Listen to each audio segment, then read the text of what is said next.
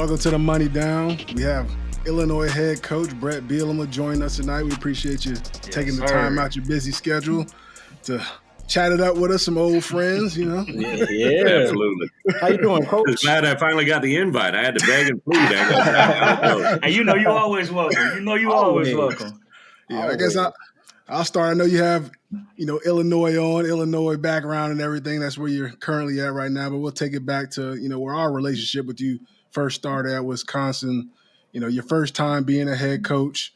How much did that experience being a first-time head coach, through all these years now shape you, where you're at currently? James, this is actually going into my 16th year as a head coach, which I can't believe, right? I was out of it 3 years, had the blessing to be with you in New England for 2, and then a year with the Giants. But, it's kind of flown by. I always tell our AD every day, hey, you're getting the best version of me that's ever been, right? And kind of even like when we went back, when we were all together, obviously Soldier and I didn't have a chance to coach you, but to recruit you. And one of the things we always used to say is we're just looking for the best of all of us, right? Like I'm telling you, I've used James, you as an example so many times when I'm recruiting a running back. And, if I'm going after a guy and I might talk about your career, what your abilities are, I always say, hey, I'm not looking for another James White. I'm just looking for you to be the best you. You have traits that are similar, or you have a skill set, or, we got 2 South Florida guys here. I've recruited a lot of South Florida guys, right? Yeah. I don't need another version of you guys. I just need a version of them that's the best they've ever been, right? And I've kind of taken that heed for me as a head coach too. Going 16 years into it, I think every year, hopefully, I've gotten better. I know you just learn things by.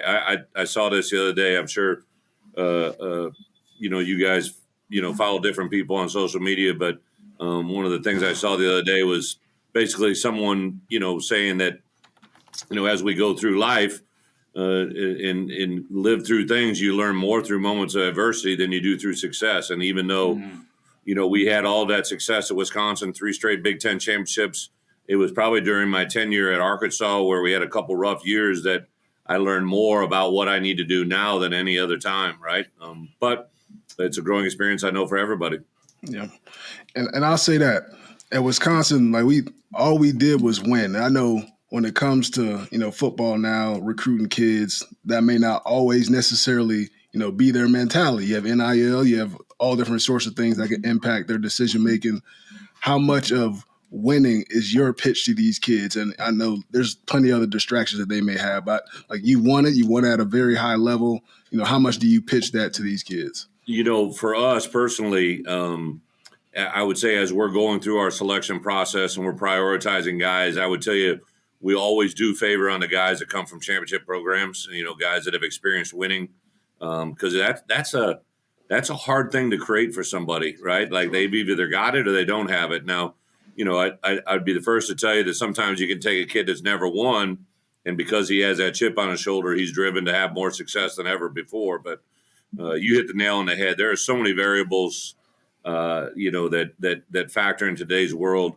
You used to just kind of look for the champion. I could literally recall recruiting all 3 of you guys and knowing kind of conversations and meetings. Like I distinctly remember, James, seeing you on the field for the first time, Soldier, and seeing you at Plantation.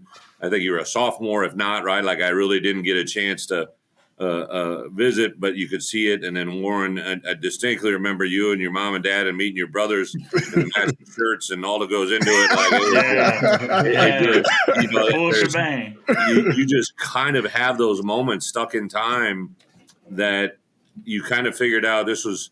I know how much of a father was your influence, James. I think when I went to your home visit and your dad had pulled out the Orlando police department. Pig bowl. You just happened to have it up on the VCR. And I knew we had your dad's vote, and I knew that Lise was not very hard behind. And once mom and dad said yes, we were good, right? And so in today's world, you can get mom and dad, you can get the coach, but if you don't got the right decision maker, or if it's a guy that's strictly looking for an NIL decision, there's so many more variables to work through today's world than you've ever imagined.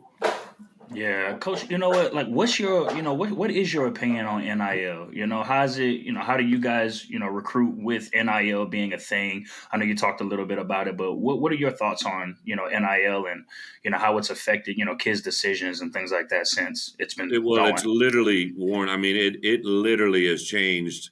I'm going into my fourth year at Illinois, our third year of really truly NIL, and each year it's just become steadily more ingrained into the way things are going. Right, like the first year was a little bit. I literally remember the first year NIL came out. I don't believe in the entire recruiting process. I did not have a discussion about NIL to anything more than a casual conversation. Inquiring minds want to know. And then year two, December was still not out there a lot, but literally in January, the flip switched and every conversation became about NIL. Yeah.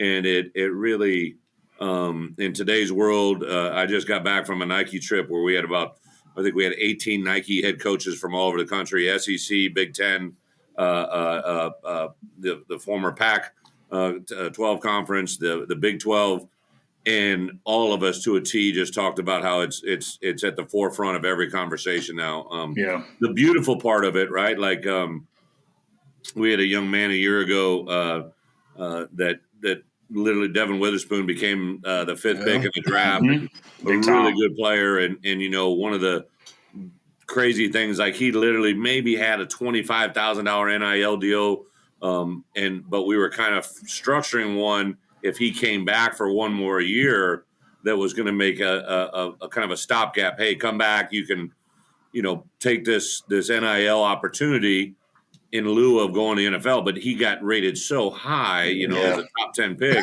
Yeah. But this year came full circle. We had about 5 or 6 guys that were our major NIL guys, and some of these guys now, have literally turned an NIL opportunity that's good money. It wasn't crazy money, but now the return on that can be 5, 10, 15. We have one guy that could project in the top 10. His NIL return might be, from a $200,000 NIL deal to a $20 million NIL deal, or a $20 million NFL deal, right? And just by staying in school for another year, that's the stuff that makes a lot of sense. They get a degree, they become more draft stock valuable. They become a better player for the NFL. As you guys know, the NFL wants players that are ready to play. They don't want to develop anybody. So there are some very, very good positive sides of the NIL that's been awesome to watch unfold here the last couple of years. For sure. Coach B, I wanted to ask you something that's so dope to me is, how you've been able to give, coaches players that were former players an opportunity to coach under you. That's so cool to me. I know you got, Yo-Yo on the coaching staff, and then you got, Aaron Henry on the coaching staff. Talk to us about where that came from and how you just wanted to give guys an opportunity. Sojourn, it's crazy. I think it's just because I'm getting so old. I never really, when I was coming up in the profession, I played at the University of Iowa, and my first GA opportunity was for my head coach, a guy by the name of Hayden Fry, who literally gave me the opportunity to go down and recruit South Florida, was a huge influence in my life. And then he gave me, from a GA, he promoted me to linebacker coach, and it just kind of began to happen. And I know that in my time with him, I was the only guy in his coaching career that I played for him. I was a captain, I was a GA, and I became his linebacker coach. And that kind of always resonated with me. And then when I went to Wisconsin, I was such a young coach. I was only 34 years old. I was a head coach. I didn't really know a lot of coaches, right? So my 7 years there, I hired a bunch of GAs, guys that are with me now. Terrence Jameson was a former player. Yeah, TJ. JMO was a GA for us. Then he went out in the world. I literally was kind of connected on several different coaching stops he had. And then when I came here, I just said, holy cow, I can hire this guy now. He's accomplished and good. And Aaron Henry, I met him on the field when he was 16 years old in Immokalee, Florida. Yeah. And now he's my defensive coordinator. I believe I have 6 or 7 former players into my building now. I got players from Wisconsin. I got players from Arkansas. I got players from my times and my experiences as an assistant coach at Kansas State and Iowa. So it's kind of that small coaching world, and there's no better example of the guys that I want to build than the ones that we've already created, right? Mm-hmm. and that's a really big part with me. I guess kind of lead me to my next point. Our podcast is called The Money Down, which in football is third downs, end of game situations, all things like that. But we think it applies to life as well. When was your money down moment where you went all in, bet on yourself? Like, if this is my dream, I want to get it accomplished, whether it was head coaching, I believe that's what it would be, or being a coach. When was that moment for you where you really had to lock in to get where you wanted to be? I never really grew up with the idea of becoming a coach. I grew up on a small little farm town in Illinois. When I went to the University of Iowa, I thought that was New York City. I thought that was like the biggest town ever in history of mankind, and kind of just began to evolve. And then really my junior year of college, some of you guys know the story. I actually had some tragedy when I was in college. I lost a sibling. I had a mother that battled breast cancer, and my coaches were always the ones that helped me get through it. My teammates did to a certain level, but my coaches were a huge influence in my life. And when I had a wonderful NFL career, I was with the Seahawks for 6 days before they cut me. And I think about that all the time, because when I got out of that moment, Coach Fry gave me a job to coach. And, I literally knew in the first 2 weeks on the job, this is something I want to do the rest of my life. Had a little quote I always used to carry from it was from a Chinese food restaurant when I had about $20 in my hand.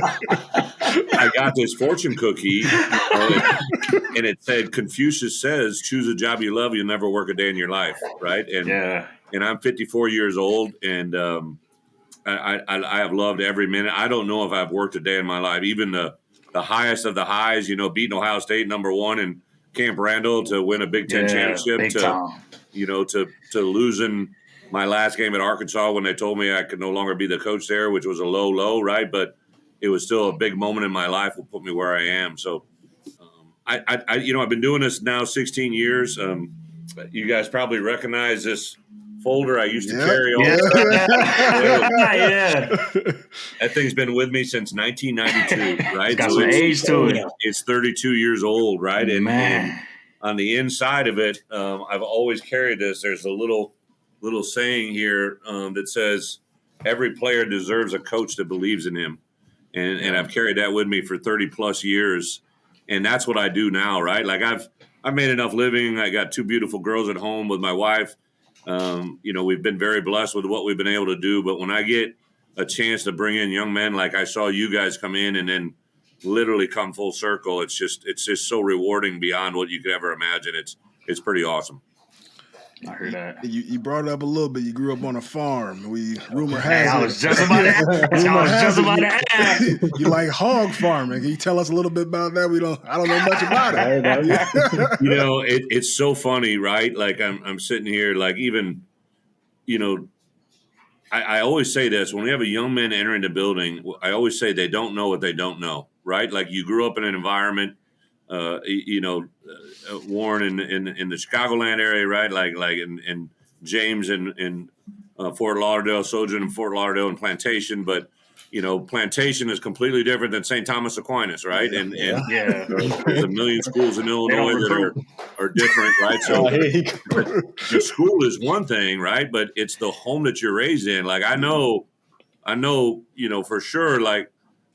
Coming out of some of your guys, like mom and dad didn't play in that house, right? Like there was rules and there are agendas, and that's what's propelled you to where you are, right? And some kids have that, some kids don't, right? Some guys, when we were recruiting kids, I always said, like, some of them don't know what the idea of being on time is, right? Like, I know at St. Thomas High School, practice started at 2:30. Practice started at 2:30. You go about 10 minutes down the road to Dillard. They say it starts at 3. It might start at 5. Right?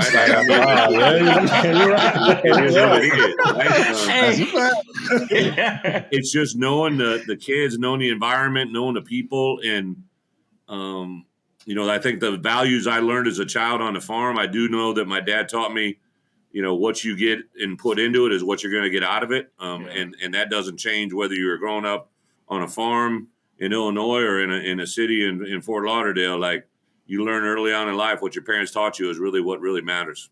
For sure. I just want to give you a shout out too. And I know the guys will say that as well. Like you've been able to carry that through every year you've been a head coach, each team you've been on, like that's been a philosophy, and that's something that like I appreciate coming under you as a player.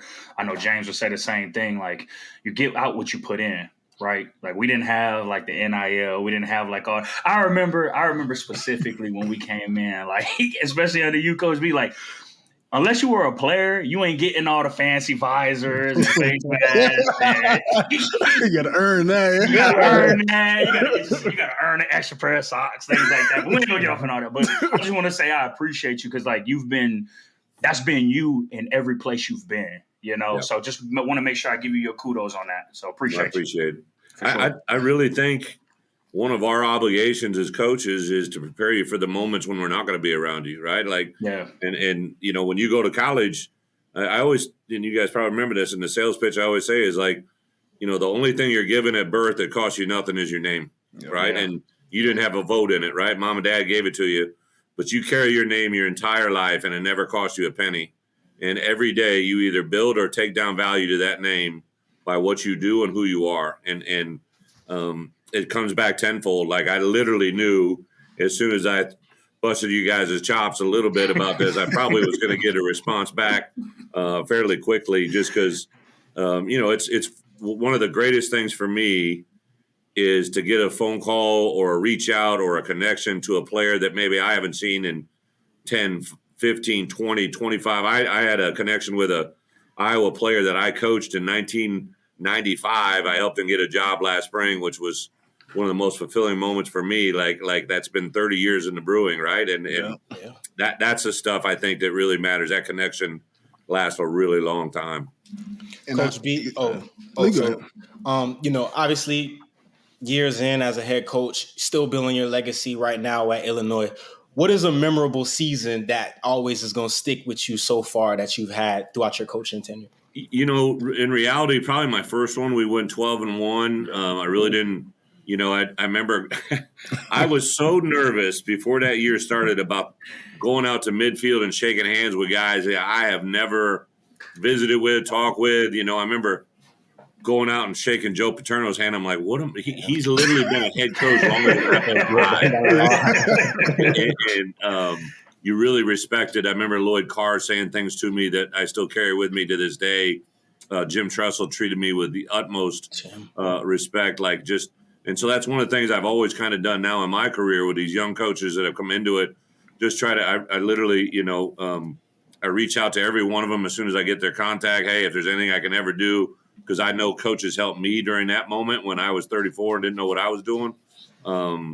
So I think that one, I would tell you that our first Big Ten championship, the first year we won it, James will remember, we won it the traditional way.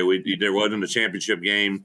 We beat Ohio State at our place, went on the road and beat Iowa. James had a huge jump cut down the left side to beat Ohio State that kind of gave us the ability to put ourselves in a chance to win the championship. Mm-hmm. But then that second year, we beat Michigan State in a rematch game, and that was the first ever rematch game in the history of the Big Ten Conference that I'm aware of. We played Michigan State early in the year, lost to them on a heartbreaker, came back and beat them in the Big Ten championship game. And then probably that next year, even more so, we were the first ever repeated Big Ten invitees. We played Nebraska. And we did the same thing, lost to them earlier in the year in a close game and shellacked them at the end of the year. Took them to the woodshed. James actually had a touchdown throw in that game. We laugh with him all the time, man. That barge formation, I ain't never seen that. Sojourn, it's a great question because the other thing I really valued is Coach Alvarez taught me this, that he said, even when I was a D coordinator before he became enjoy every win, right? They're really hard to come by. So I literally remember them all. I remember moments. I remember when James, we talk all the time about, hey, you don't have to reach the ball, right? You run the ball across the end zone. And his freshman year, he reached the ball in the end zone and went out the back and, turned over no points and the ball's on the 20 for the other team. And I just walked over, sat down next to him. I said, boy, you are going to score so many touchdowns.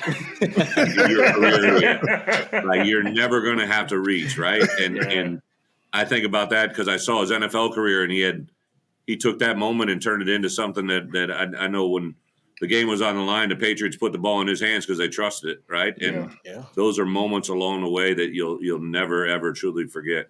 Yeah, I remember that moment vividly. Trying to score my first college touchdown against San Jose State. I'm pretty sure it was like the first quarter. Just bouncing to the sideline. Didn't even need to reach. Probably would have scored anyway. But try to reach the ball out, fumble through the end zone. I just remember the long walk to the sideline because we preached it all the time in training camp, preseason, probably before every game.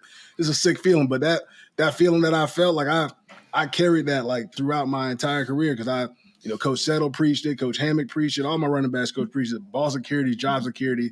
And that feeling that I had at that moment, that's something that I never wanted to, feel that once again. Even though we had plenty of game left to play, but it's still a sick feeling knowing that, you have an opportunity to get the game. So on the headset, every coach is like, "Oh, he can't reach," and I'm like, I literally said, "Hey, I got it."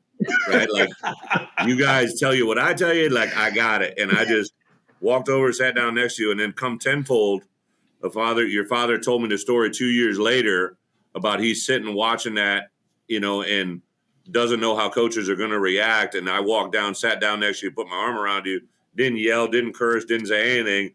And just said, "Hey, this is a moment you're going to live forever and remember," right? And as it played out right now, like, those are such great moments that like I can't tell you how valuable they are for me as a head coach, as now a father, right? Like, there's my little one celebrating her 5th birthday today, right? And it's just priceless to see her expressions and her views on the world and the teaching moments that come with it is pretty awesome. It is awesome. Hey, go ahead. I was gonna say I know we're going to talk about some NFL stuff, but before we jump into that, like, talk about the difference between like the SEC and the Big Ten. Like, I really want to pick your thoughts on that. Like, ironically, it's a different league in two very different categories. The stadiums you play are completely different. Like, you guys all live and played in the Big Ten. Like, Big Ten stadiums are usually in bigger cities, bigger stadiums, right? And kind of this environment that it's a festive environment that obviously everybody's excited about. Well, you guys know what Camp Randall is. In the SEC, there's definitely that element there, but they're usually in these littler towns. It was not very uncommon for us to have to drive like an hour from our hotel to get to a stadium, right? Like, you would be completely in a different city. And that was really different, right? In the Big Ten, like, we're 10 minutes down the street, right, of every stadium you play in. And in the venues, it's not any more rabid or passionate. It's just different. That's all I can say, right? Yeah. And then I would say up front, the defensive line, like, the Big Ten always had some D linemen, but it was like every team had like one guy or two guys. Up front, the SEC, there literally was somebody up front that could change your season, right? In one stack, right? And it not if you didn't block him, there's going to be this other guy coming off the edge, right? And there was usually one offensive skill player that you felt you had to like double or do something, otherwise he could change the game in a heartbeat too, right? So that was a little bit different. But I would tell you, if the SEC and the Big Ten lined up and played every day, I think it'd be a 50-50. Yeah. I really do, right? Like, if you just truly took these one-off games, and you see it all the time in the bowl season. Both great conferences, great coaches, great players. I would say the SEC maybe has some more elite certain times and positions, but the Big Ten maybe overall. Look at Detroit Lions. I mean, they're building it off of Big Ten, and you can see what they've done in their program, right?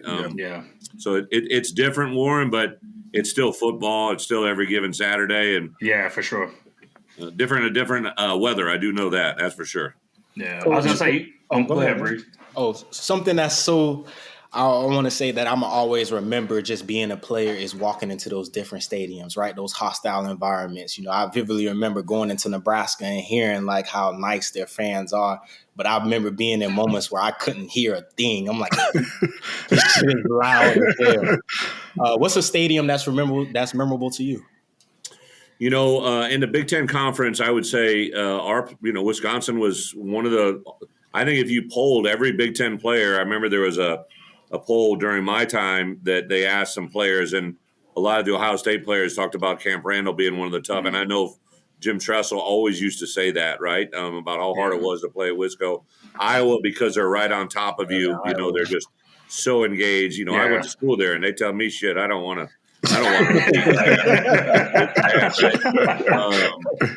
Ohio State and Michigan, when their teams are rolling, though, Penn State is a different animal. Penn State's different, At night, in the SEC, Tuscaloosa is what you would think it'd be. In Auburn, the Swamp, when they were really rolling, that was pretty hard. We went to Death Valley at LSU. Walked out of there. There was a play. We ran a little reverse with Jared Cornelius, a really good. He was from Louisiana, and that was 2 years in a row. We beat them back to back, and we were at their place. It was the fourth quarter, early in the fourth quarter, and that score, there was a reverse, little speed reverse. We were on the edge, and that put us up by 3 scores. While he was running, you literally saw people get out of their seats and start walking towards the end zone. So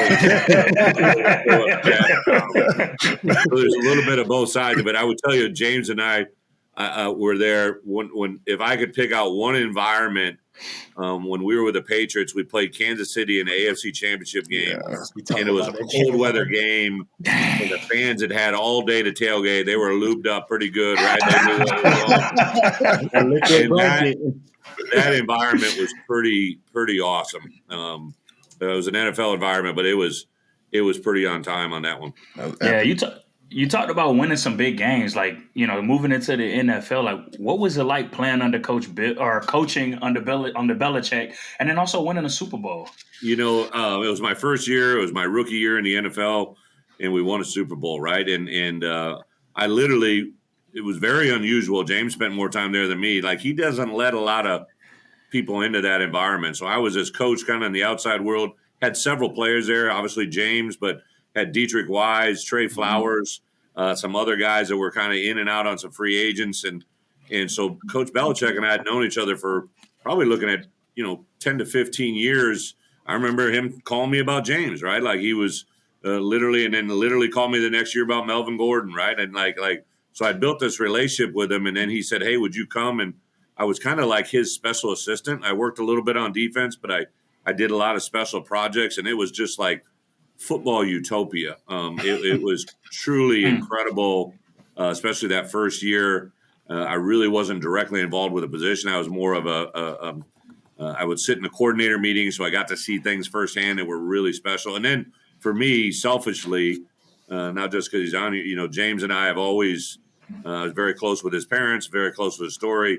So then for me to be away from him for 5, 6, 7 years and come back and see him as a respected NFL veteran voice, like even though he still didn't say much, like see the light that he had created in the professional career of him and Trey Flowers, some of my former players now, was really a side of the game. I got to draft a guy, Yelder Verholt, who was a player for me at Arkansas.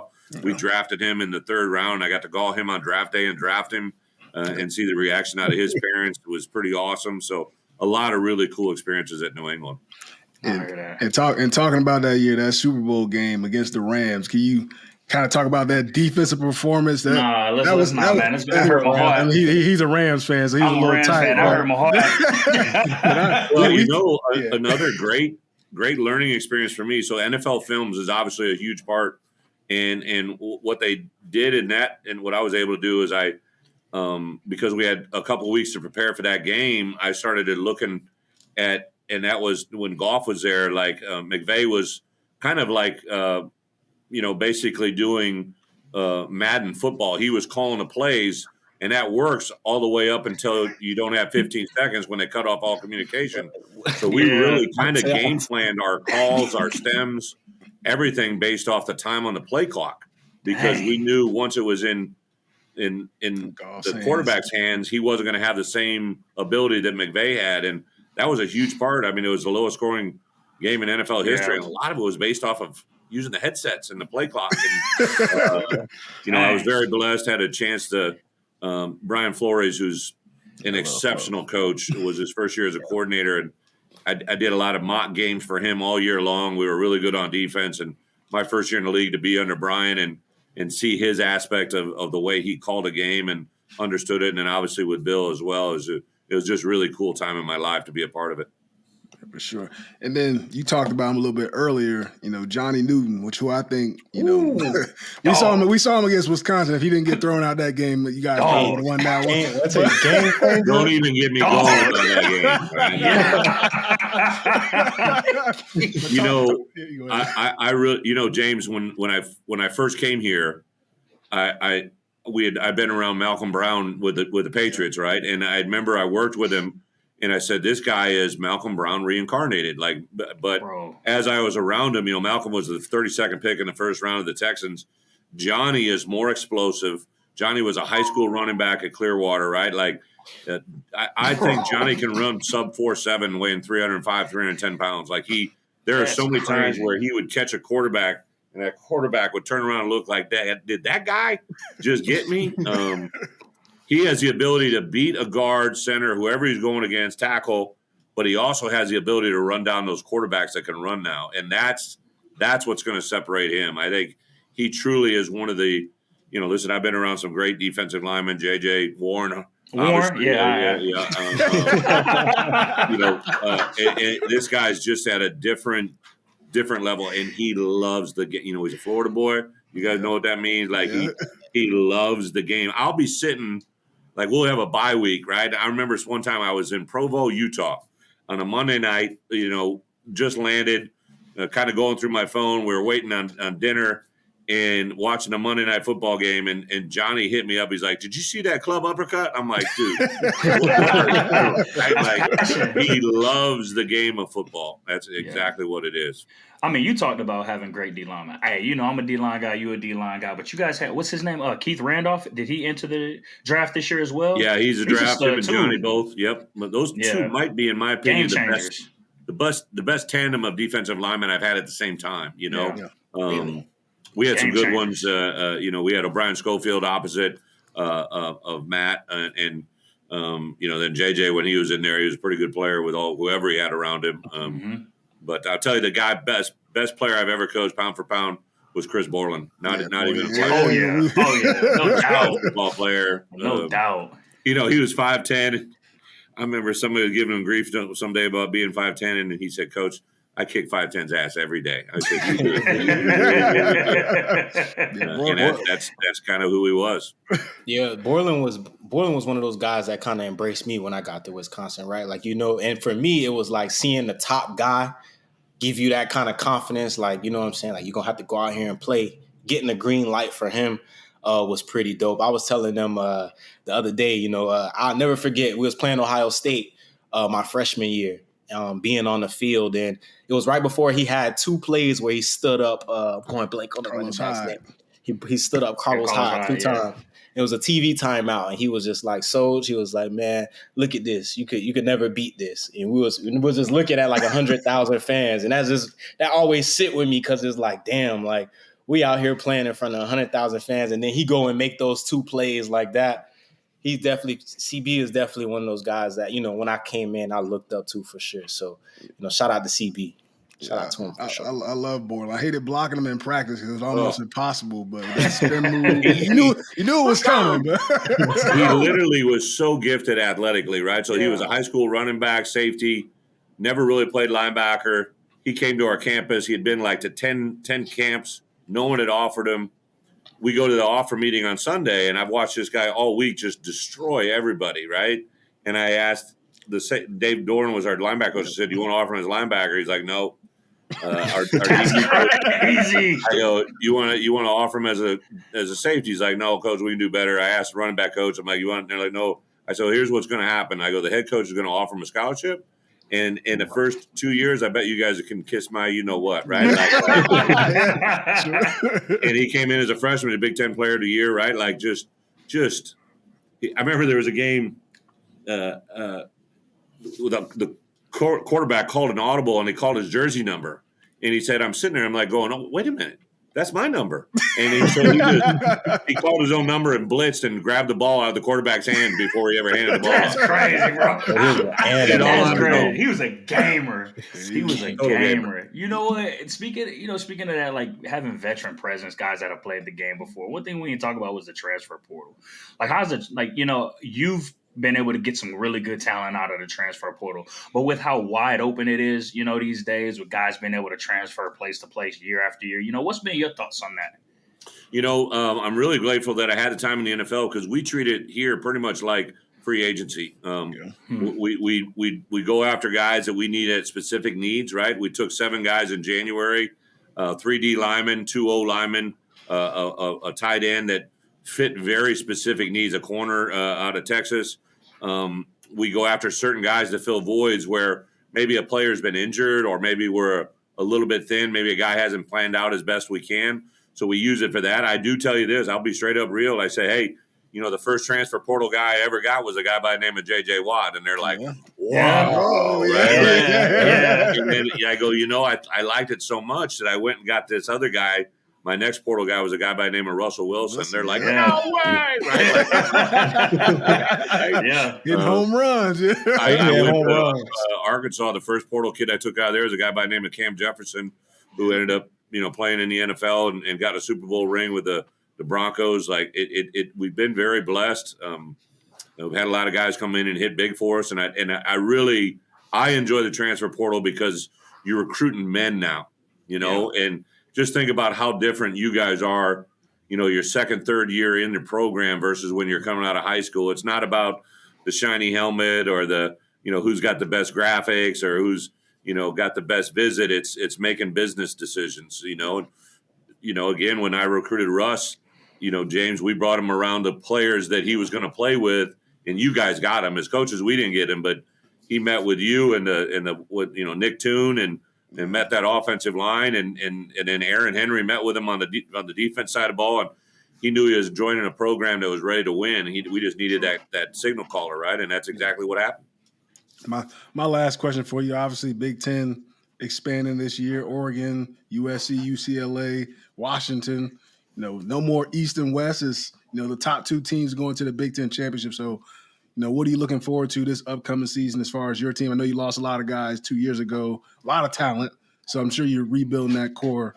What are you most looking forward to this season for your squad? I think since we've expanded to put these 4 West Coast teams into it, you guys know how much value you were probably maybe, young men watching college football when we added Penn State to the league and then Rutgers and Maryland. But I think to add Washington and Arizona, Washington and USC, UCLA, and understand exactly Oregon, like those brand names are huge in recruiting, right? We're going to Oregon, right? Like we're using that all the time in recruiting, right? We have away games at Oregon and Penn State next year. How awesome is that, right? Like to let a kid know you get to play in that. We got Michigan coming here for the 100-year anniversary game in the middle of the season. Like to have Michigan, Oregon, and Penn State on your schedule in one season is absolutely awesome. And our guys really, I think, embrace that. So it's a really, for us, we only have to go west one time. Even Wisco, they only go west one time. But those West Coast teams, they're going to have to come east and play in a different environment world. It's going to be a different candle for those guys to carry, right? So I think it couldn't be a more enjoyable, exciting.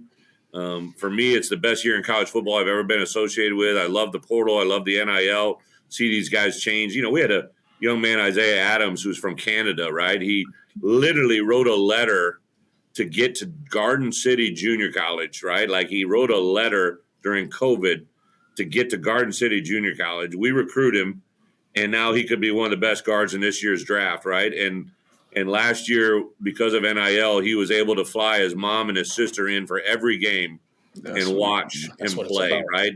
That's what the NIL world has allowed us to do, is allow kids to let their loved ones see things they never would have got to do before, right? And be able to get a degree and build himself up for an NFL opportunity. So there's so many positives in this world right now in college football. Too many people want to talk about the negatives and look at it and, hey, it is what it is. Embrace it, live it, love it. I'd be pissed if I were you guys because, like, you guys when I see some of these guys making now, I'm like, we need back pay. We need back pay, reparations. You guys would have been asking for a lot more than just visors and fancy pants. I joked with my mom and dad. I said, y'all couldn't wait a little bit longer, just a little bit. A couple years.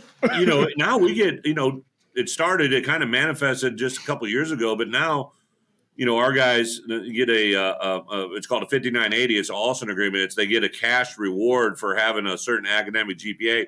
It's $3,000 cash each semester. Right? What? Just think what you would have done with that above everything else, right? Y'all couldn't think about this in 2012, 2011? Couldn't do it. Our players now, man, they are spoiled, and it's awesome, right? And they take, we have some chambers now that our guys hop in. It runs from 5 a.m. till 5 p.m. every hour on the hour. They're getting into it in these chambers that allow their bodies to recover. I mean, they're just, as the technology has grown, our players have grown, and now they're being rewarded because they play at a high level. It's a really fun time in college football. Man, I should have told the NCAA, I'm broke. I can't eat. You got the power to change that. They didn't care at that point, man. Not at all. No, but we appreciate you taking the time out of your busy schedule, Coach B. Coach. It was fun. We'll do it again sometime. Make sure you guys continue to check out the Money Down Podcast on Instagram, Twitter, Spotify, Apple Podcasts, at the Money Down Pod. Make sure you like, subscribe, all that. Hey, it's very great to see you guys turn into the young men that you've been, man. Awesome to meet you. Congratulations. Appreciate you, Coach. Good luck this season.